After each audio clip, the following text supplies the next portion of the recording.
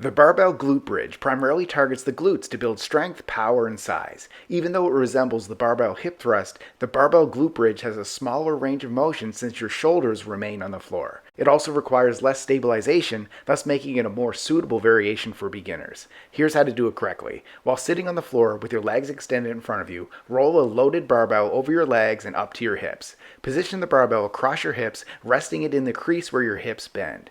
To minimize discomfort, I use a barbell hip thrust pad, but you can also wrap a towel or exercise mat around the bar. Bend your knees and plant your feet flat on the ground, hip width apart. Grip the barbell just outside your hips to keep it stable. Make sure the bar is centered and balanced before starting the movement. Brace your core, then drive your feet through the floor to lift your hips, squeezing your glutes at the top. Stop when your body forms a straight line from your shoulders to your knees to avoid overextending your lower back. Lower your hips back down with control, maintaining tension in your glutes. Repeat for reps. Don't stop learning now. Click this video to master the next move with perfect form while avoiding the most common mistakes.